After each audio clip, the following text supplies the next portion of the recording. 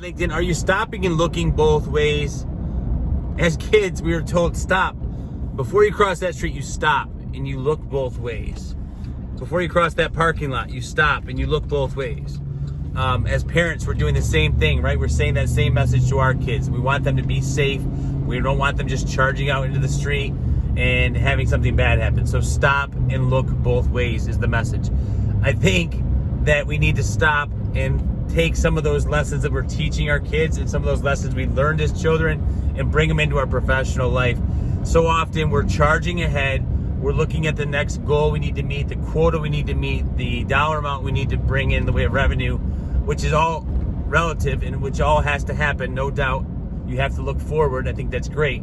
But I think we need to also stop and take a look back, right? In the corporate world, they call it a 2-week look behind and look forward or something of that nature.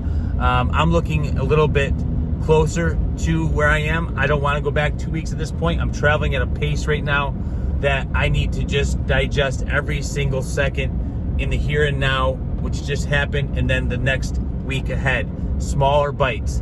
And I'm doing that by kind of looking at my calendar, looking at the notes from my to-do list for those days, pulling out the key items of where I may have made a mistake, where I wasn't as efficient, where I could have done it a little bit differently, just so I'm conscious of those things, and then I'm making small adjustments to the next 7 days so that I can control my momentum in a strategic fashion. So that's where I'm at in doing that today.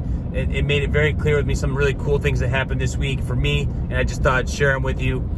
Beginning of the week, Sandy Stefano from Sandler Training invited me to come in to be a guest speaker, talk about strategic networking, talk about how to utilize some really cool tools with LinkedIn, and how to really look and think differently about your role within your industry, within your market, within your vertical, and find a strategic path to network and make your relationships stronger on the way in, make your movements more nimble, and really create synergy and add value back to yourself and into your business network. So that was my week looking back. My week looking forward, I'm super excited about. We have Chris Pambianco from Bankers Healthcare Group joining Mike Durkin and myself to make the city smaller next week. We've had a few preliminary conversations with Chris.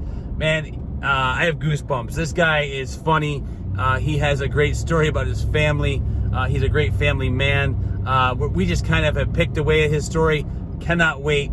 I cannot wait to see and hear Chris's story and then be able to share it with you guys. Super pumped about that.